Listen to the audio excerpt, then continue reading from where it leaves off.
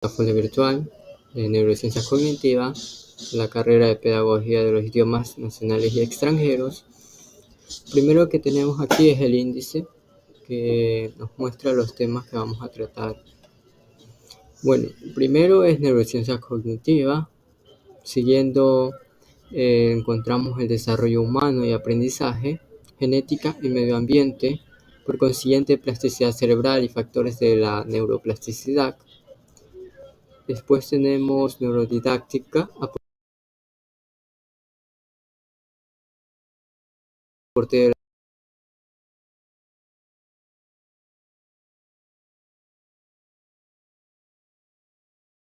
ciencias en el aprendizaje, la enseñanza, el sistema nervioso central, su estructura y su funcionamiento, neurodesarrollo de las diversas áreas del aprendizaje.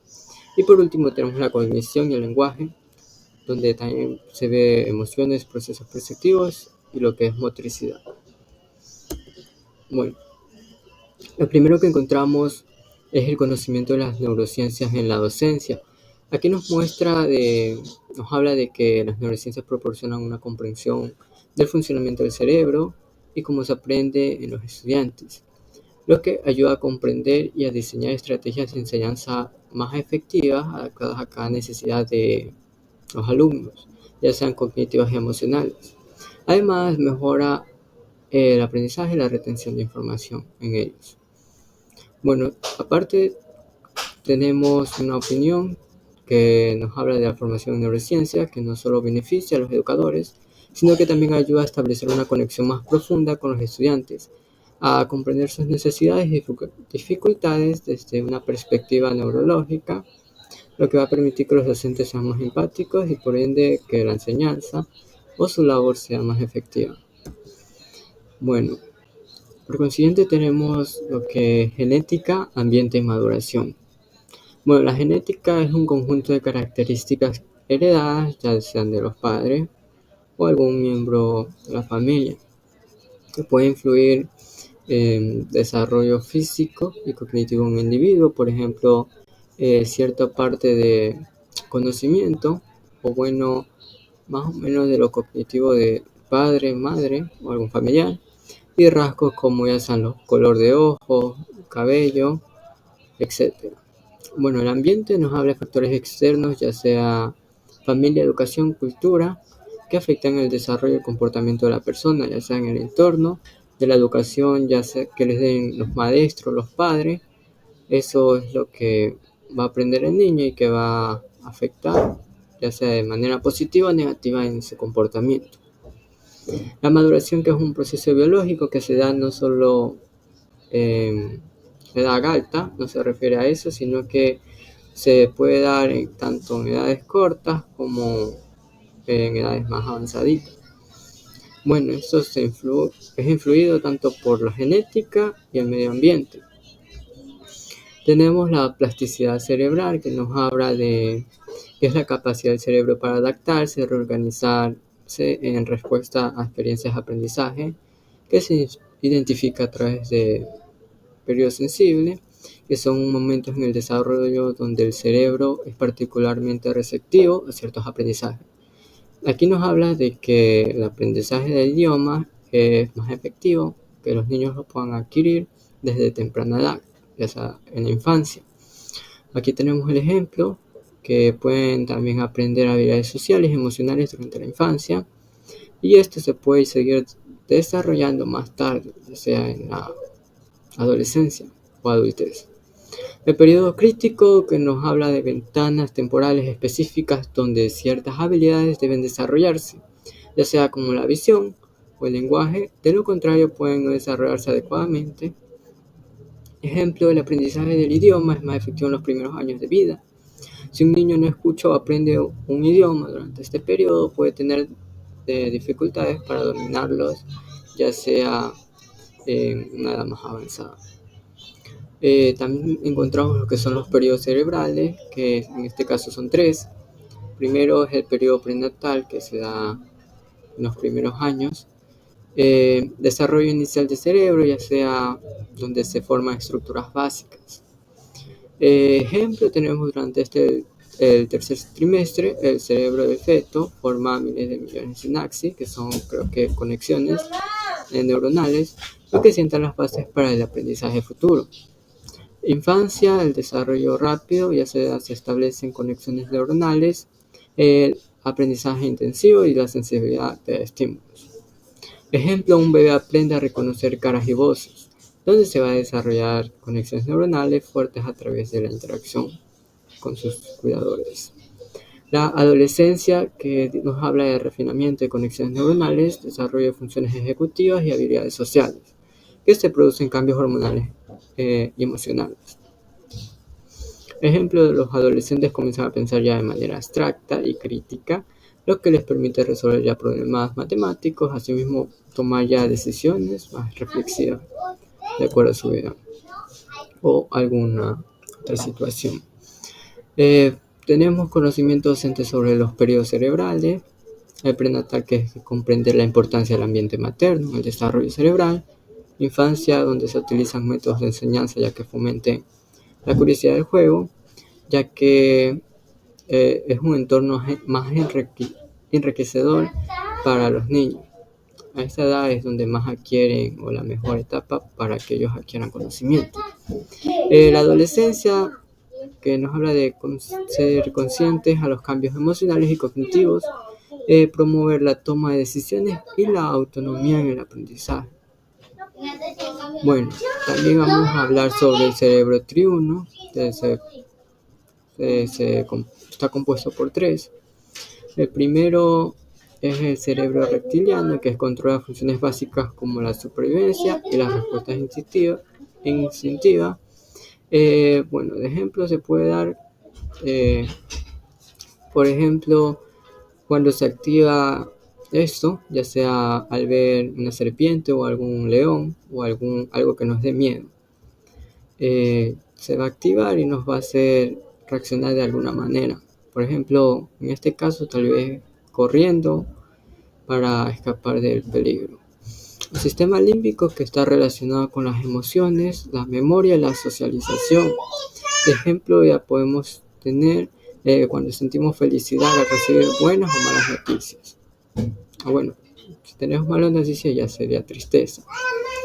Neocortés es el responsable de funciones cognitivas avanzadas, ya como sea el pensamiento crítico, el lenguaje y la planificación. Ejemplo, resolver un problema matemático o hacer alguna presentación.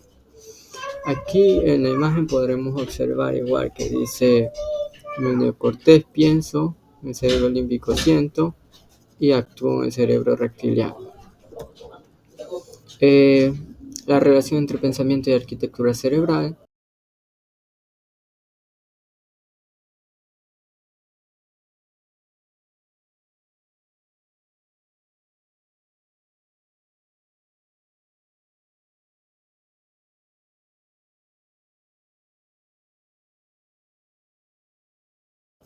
Eso según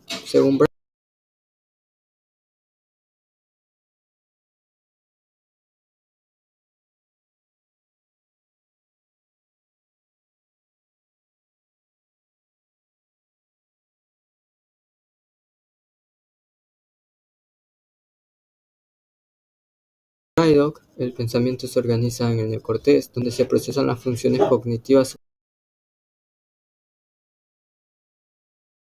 superiores, la arquitectura cerebral con sus diferentes partes, lo que va a permitir una interacción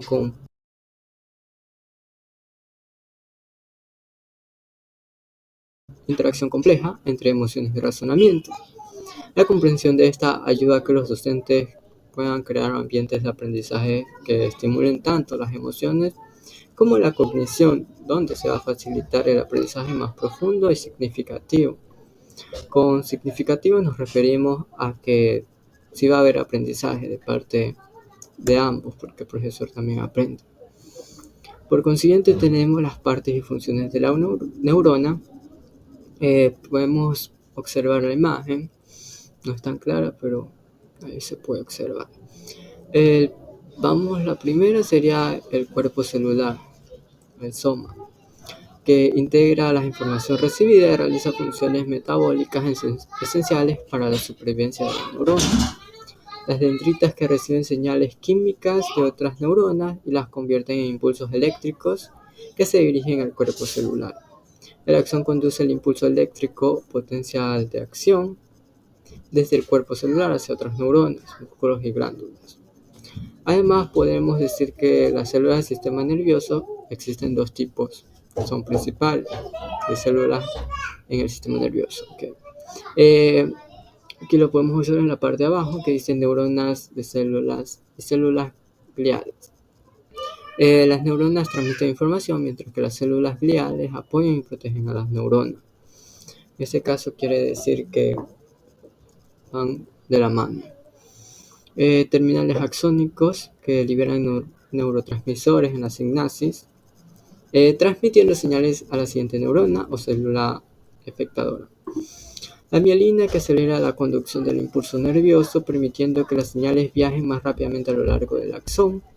Nodos de Rampier facilitan la conducción saltatoria del impulso nervioso, donde el impulso salta de un nodo a otro, aumentando la velocidad de la transmisión. Bueno, por consiguiente tenemos los neurotransmisores. Los neurotransmisores son sustancias químicas que transmiten señales entre neuronas del sistema nervioso. Estos pueden afectar, ya sea de manera positiva o negativa, siempre y cuando haya un equilibrio en nuestro comportamiento u otras cosas. Ellos implican la comunicación neuronal, facilitan la transmisión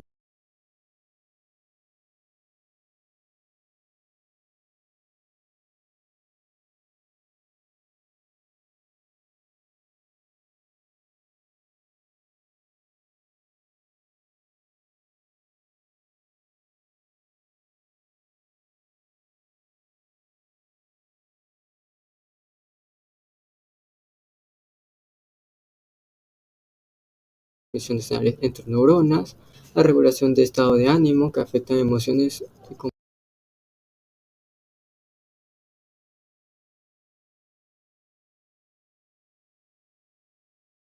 comportamiento, además de las funciones cognitivas. Control de funciones fisiológicas que influyen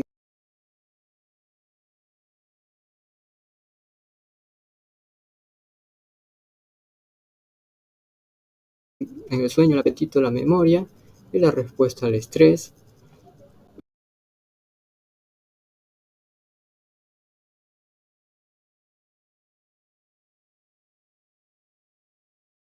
La homeostasis que ayudan a mantener el equilibrio interno del cuerpo.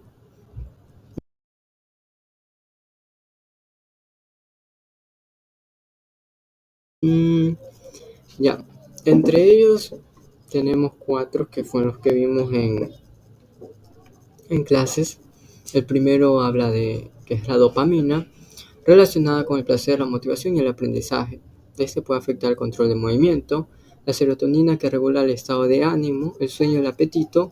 Su desequilibrio se asocia con la depresión. Acetilcolina, crucial para la concentración muscular y funciones cognitivas, como la memoria, disminuye el Alzheimer.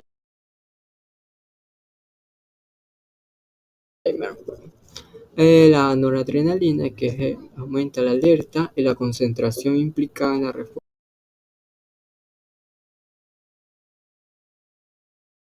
al estrés y el estado de ánimo. En la siguiente imagen que tenemos del lado izquierdo, podemos ver un ejemplo que es claro con cada uno de ellos y cómo puede afectar o cómo es que funciona, o sea, el funcionamiento de los neurotransmisores. En este caso tenemos los mismos 4 que encontramos aquí, pero hay muchos más. El funcionamiento de los hemisferios cerebrales. Son 2 hemisferios cerebrales, el izquierdo y el derecho. El primero es el hemisferio izquierdo controla el derecho y el derecho al izquierdo. El izquierdo dice que tiene funciones como la lingüística, responsable del lenguaje, la gramática, la escritura. El análisis lógico, que se enfoca en el razonamiento, la lógica y la resolución de problemas, habilidades matemáticas, que tiene que ver con datos numéricos y cálculos. El control motor, que regula movimientos del lado derecho del cuerpo, en eso ya. Mientras que el hemisferio derecho tiene la creatividad y el arte, que se relaciona con lo que es la expresión artística, música y la creatividad. La percepción espacial, que maneja la orientación, la percepción visual, las habilidades espaciales, emociones, procesa emociones, la comprensión de expresión espacial. Este controla al lado izquierdo del cuerpo. Bueno, el sistema nervioso es una red de células y tejidos que se encarga de recibir, procesar y transmitir información en el cuerpo. Bueno, tenemos el sistema nervioso central y el sistema nervioso periférico, son dos. Los componentes del sistema nervioso central dice que incluye el cerebro y la médula espinal. El cerebro procesa la información, controla emociones del pensamiento y aprendizaje de las funciones. La médula espinal transmite señales entre el cerebro y el resto del cuerpo y también coordina reflejos rápidos, mientras que el sistema periférico tiene de componente comprender todos los nervios y ganglios fuera del sistema nervioso central. Entre sus funciones tenemos los nervios, que transportan información sensorial al sistema nervioso central y llevan órdenes del sistema nervioso central, los músculos y glándulas. Los ganglios, que son agrupaciones de neuronas que procesan información en el sistema nervioso periférico. Podemos observar las partes en el lado izquierdo, en la imagen. Ejemplo, tenemos aquí el sistema nervioso periférico, el que recoge información sensorial del cuerpo a la hora de tocar algo caliente, como el dolor al tocar algo caliente, que le decimos, y la envía al sistema nervioso central para su procesamiento. Después el sistema nervioso central envía señales de vuelta a través del sistema nervioso periférico para ejecutar una respuesta. En este caso, como es al tocar algo caliente, la respuesta sería alejar la mano o retirar la mano. Tenemos el funcionamiento de lóbulos cerebrales, que son 4: frontal, parietal, temporal y occipital. Lo podemos observar aquí en la imagen del lado izquierdo. Cada uno tiene sus diferentes funciones. En este caso vamos a hablar del frontal por ahora, al principio. Dice que al comenzar a resolver el rompecabezas utilizas el lóbulo frontal para planificar tu enfoque. Piensas en organizar las piezas y decides el área de rompecabezas a abordar primero. Bueno, vamos a detallar ciertas funciones. El lóbulo frontal nos habla de la resolución de problemas, control de conducta, toma de decisiones, la planificación, coordinación, ejecución, etc. El lóbulo parietal se encarga del tacto, gusto, olfato, la presión, entre otras. Lóbulo temporal, aprendizaje, memoria, audición. También tenemos aquí el lóbulo occipital, que nos habla del procesamiento visual, además del reconocimiento espacial, entre otros. En la imagen también encontramos lo que es el tronco del encéfalo, que nos ayuda en la respiración, control del ritmo cardíaco, presión sanguínea, temperatura, etc. En el lado derecho podemos ver que son ejemplos, ya les dije, del lóbulo frontal. En este caso vamos a saltar porque vamos a demorar. Aquí podemos identificar los lóbulos, las funciones que ya les dije. En la imagen anterior es la misma. Entonces vamos a seguir. Hay más funciones, pero solo dije algunas de ellas. El sistema límbico y cómo se relaciona con el aprendizaje. Bueno, el sistema límbico es un conjunto de estructuras cerebrales que regula las emociones, la memoria y el comportamiento. En el lado izquierdo podemos observar la imagen, cada una de sus partes ahí. No se ve tan bien, pero ahí está. Bueno, esos incluyen el hipotálamo, que controla las funciones autónomas, la amígdala procesa emociones, especialmente el miedo, hipocampo, fundamental para la formación de recuerdos, la relación con el aprendizaje que tienen estos, pues La memoria, el hipocampo convierte información a corto plazo en memoria a largo plazo, lo que es esencial para aprender. Las emociones, la amígdala asocia experiencias emocionales con el aprendizaje, mejorando la retención de información que obtenemos. Y la motivación, que es la dopamina relacionada con recompensas, donde se impulsa el deseo de aprender. Eso son la relación con el aprendizaje. Ejemplo, aprender en un ambiente positivo ayuda a consolidar recuerdos, ya que las emociones refuerzan el aprendizaje. Es bueno aprender mediante el juego, ya que es una forma de impulsar el aprendizaje, además que ayuda ya sea en el compañerismo, a que aprendan a relacionarse con personas ya sea de otra cultura, o etc. Características de las etapas del neurodesarrollo. Encontramos la etapa prenatal, desarrollo del sistema nervioso central, formación de neuronas y conexiones. La infancia temprana, que se da en los primeros años ya de vida, creo que es de 1 a 3 años. Crecimiento rápido del cerebro, desarrollo de habilidades motoras y sensoriales, ya sea dar la vuelta, caminar, sus primeros pasos, etc. Rodar. La infancia media, que ya se da de 3 a 6 años, creo. La consolidación de habilidades motoras y inicio de la integración social. La adolescencia, de 18 años hacia adelante, creo. O de 14 años, no sé. Bueno, pocitos y postsináptica desarrolla habilidades cognitivas ya complejas, a mayor capacidad de razonamiento, por ejemplo, a la hora de regular sus emociones de una manera más adecuada, o tener un pensamiento crítico y asimismo poder tomar mejores decisiones, ya sea sobre su vida o cualquier cosa, una mejor manera de actuar. Bueno, el lenguaje, hay varios tipos de lenguaje. Puede ser escrito, oral, textual, visual, gestual, mediante gestos, virtual, transcrito, articulado, etc. Bueno, el lenguaje es un sistema de comunicación que está compuesto por símbolos como palabras, reglas, maneras de expresar, ya sea los pensamientos, emociones e ideas. Se manifiesta en formas habladas, escritas, gestuales, como podemos ver ahí en las imágenes. Cada una tiene su forma específica, tanto en imagen como en las palabras ahí, en sus ejemplos. Bueno, los componentes del lenguaje están la fonología, que estudia los sonidos del lenguaje y cómo se combinan. Morfología, que analiza las estructuras de palabras y sus componentes, raíces, prefijos y sufijos. Síntesis, que se ocupa de la organización de las palabras en oraciones y las reglas gramaticales, por ejemplo, las tildes, etc.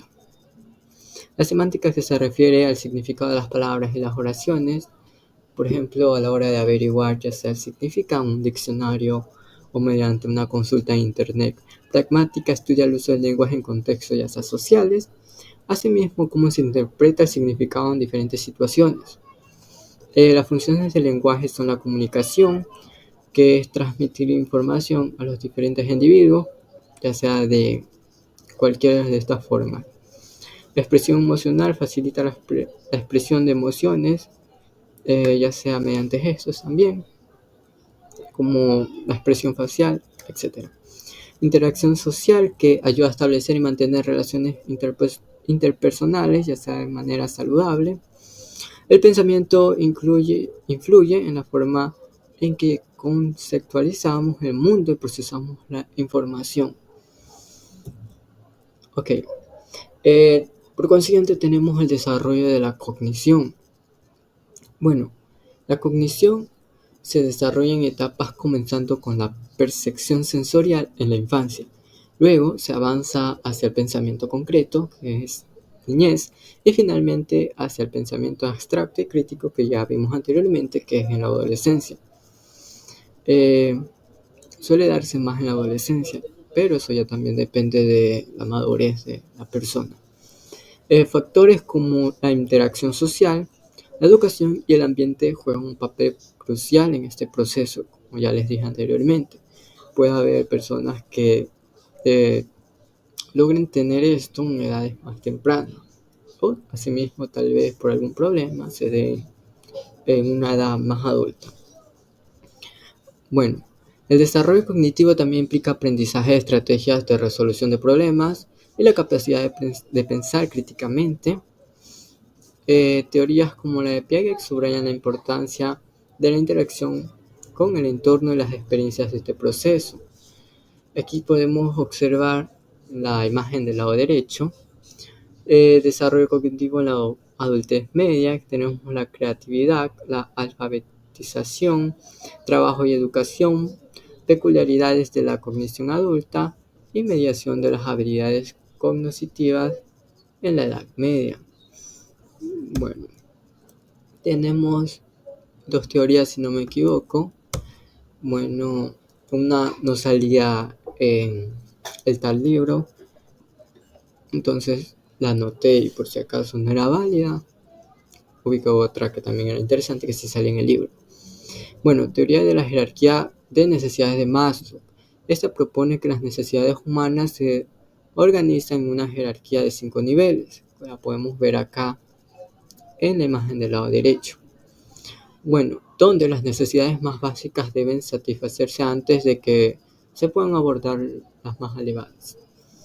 La jerarquía es la siguiente. La primera es la del lado de abajo hacia arriba. Bueno, necesidades fisiológicas, comida, agua y refugio. Bueno, refugio y sueño. Necesidades de seguridad, encontramos la protección contra el peligro, la estabilidad y orden. Necesidades de amor y pertenencia, relaciones afectivas, ya sea la amistad o conexión social también. Necesidades de estima, reconocimiento, respeto y autoestima, además del éxito. Necesidades de autorrealización, desarrollo personal, alcanzar ya sea el potencial completo, asimismo la creatividad. Bueno, aquí podemos ver en la fisiológica, del lado derecho en la imagen, alimentos, agua, aire, dormir, vestido, seguridad, ya sea la vivienda, seguro médico, trabajo, la jubilación, pertenencia, familia, amigos, pareja, club, barrio, comunidad, lo que habla de relaciones sociales, un entorno social. Estima, que nos habla de autoestima, perfumes, adornos o cualquier otra cosa que nos ayude en la autoestima, motivación o a sentirnos mejor. Ser, que nos habla de nuestro autodesarrollo, o sea, desarrollo propio de un ser, ya sea educación, valores o cualquier otro factor que tenga que ver en lo personal de nosotros. En este caso nos habla muchas cosas que son emocional, por así decirlo. Teoría de la doble procesación. La teoría de la doble procesación sugiere que nuestras emociones pueden surgir de dos tipos de procesos, automáticos y deliberativos. Bueno, esta es la otra teoría. Esta teoría se basa en la idea de que las emociones no son respuestas simples, sino que son el resultado de interacciones complejas en nuestro sistema emocional y cognitivo. Nos habla de procesamiento automático y procesamiento deliberativo, que van estos dos de la mano.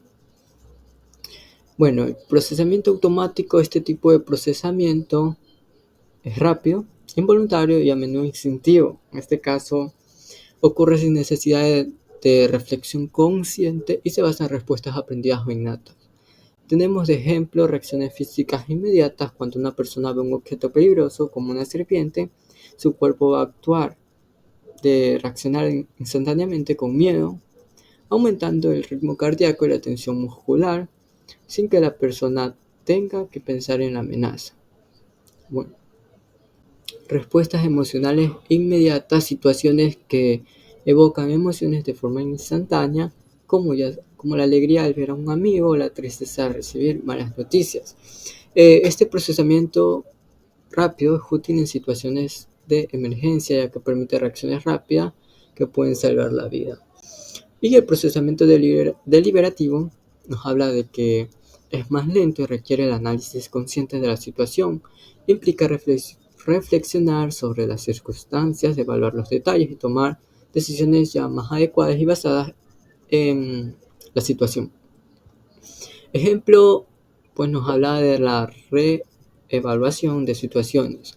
Por ejemplo, aquí nos habla de que una persona puede sentirse ansiosa ante un examen, pero después puede recordar que sí estudió. Entonces, por ende, puede reevaluar la situación y cambiar su emoción a confianza, ya sea, en este caso es la ansiedad a más confianza. La reflexión sobre experiencias que después de un evento emocional una persona puede analizar sus sentimientos y pensamientos, lo que puede conducir a una comprensión más profunda y a cambios en la forma en el que se siente, bueno, en el futuro. Bueno, eh, aquí tenemos la segunda acción. Bueno, esta era la teoría de James Lange. Bueno, esta sí salió en el libro. Nos habla de que se propone que las emociones son el resultado de respuestas ya fisiológicas a estímulos externos. Según esta teoría, primero experimentamos una reacción física y a continuación ya interpretamos esa reacción como una emoción. Por ejemplo, primero vemos a un oso, nuestro corazón comienza a latir más rápido y al sentir ya esta respuesta vamos a interpretar que estamos asustados. En la imagen del lado derecho podemos ver que la imagen que representa justamente el ejemplo. Un oso va a atacar, entonces el corazón va a estallar, es la respuesta. El miedo es la emoción subjetiva de ese momento. Los procesos perceptivos, de este tema hablamos, habían bastantes tipos de percepción, esa percepción en movimiento, percepción de nuestro entorno visual, etc. Bueno, los procesos perceptivos nos hablan de las percepciones que sentimos, son mecanismos a través de los cuales interpretamos y organizamos la información sensorial que recibimos del entorno. Estos procesos permiten comprender nuestro mundo y pueden incluir la atención, la interpretación y la identificación, además de la organización de estímulos a través de nuestros sentidos. Son vista, oído, tacto, gusto y olfato. Tenemos componentes de los procesos perceptivos que la recepción. Captamos estímulos a través de nuestros sentidos, atención, focalizamos nuestra conciencia en ciertos estímulos mientras ignoramos otros. Interpretación, damos sentido a los estímulos basándonos en experiencias previas y contextos y conocimiento. La organización, que agrupamos información sensorial para crear una percepción coherente. La relación con el aprendizaje. Bueno, esto está el reconocimiento, la percepción es clave para identificar nueva información. La atención y memoria, la atención selectiva ayuda a retener información importante. Las experiencias previas, lo que ya sabemos, influye en cómo vamos a interpretar lo nuevo, ya sea de diferentes maneras, ya que cada persona va a interpretar según ellos, como estén acostumbrados o esté entrenada su mente. El aprendizaje activo, participación activa, mejora percepción y comprensión.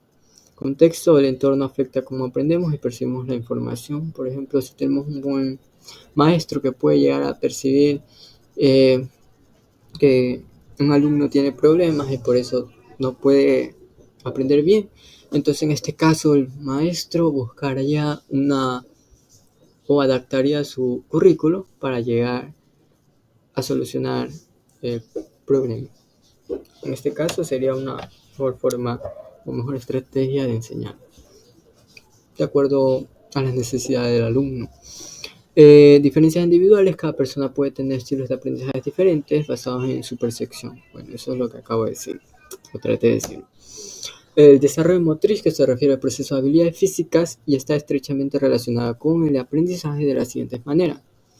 En la imagen, en las imágenes que vemos del lado derecho podemos ver movimiento, que esto es lo que nos quiere decir desarrollo motriz, ya sea en los primeros, en la infancia, ya sea a la hora de querer escribir, necesitamos hacer bastantes movimientos, porque en esta edad los niños no cuentan con una capacidad excelente para poder mantenerse mucho tiempo escribiendo, o así mismo para llegar a coger el lápiz. Además, también no solo eso, sino que nos habla de otro tipo de movimiento. El desarrollo motriz se refiere al proceso de habilidades físicas y está estrechamente relacionado con el aprendizaje. La base para el aprendizaje físico. Las habilidades motrices son fundamentales para actividades físicas y deporte, facilitando el aprendizaje sobre coordinación y movimiento. El desarrollo cognitivo nos habla de que la actividad física estimula el cerebro, lo que mejorará la concentración, la memoria y la resolución de problemas. La interacción social, las habilidades motrices permiten la participación en juegos y actividades grupales, además de físicas, que son esenciales para el desarrollo emocional y social. La autoconfianza y motivación. Dominar habilidades físicas mejora la autoestima y la motivación para aprender nuevos desafíos. La integración sensorial, que nos habla del desarrollo motriz, ayuda a integrar la información sensorial, crucial para el aprendizaje en áreas como matemáticas, ciencias y otras. Bueno, encontramos por último la reflexión y la proyección. Bueno, en este caso yo hablé que en la reflexión, que en esta área aprendió conocimiento que abarcan temas como el funcionamiento de la mente, además de cómo influyen en el aprendizaje. También de la neuroplasticidad, que es cuando se adapta a nuestro cerebro o hay nuevas conexiones neuronales en nuestro cerebro. El aprender cualquier cosa como tocar guitarra, etc. Ya sea de manera positiva o negativa. Entre ellos se puede hablar también más del ambiente, el entorno, padres, impresión educativa, acceso a buen contenido, genética, ya que se hereda cierto porcentaje de inteligencia de los padres o parientes. Todo eso va a contribuir a una mejor enseñanza de parte nuestra a través de buscar la mejor forma para llegar a transmitir el conocimiento a los diferentes tipos de mente, personas, estudiantes, etc. Una proyección que nos habla de reflexión sobre el conocimiento del cerebro y su funcionamiento, que no solo impacta en la comprensión del aprendizaje, sino también en la gestión de nuestras emociones. Entre mis futuras metas, pues yo hablé que me interesa investigar más sobre cómo las emociones pueden afectar nuestras decisiones.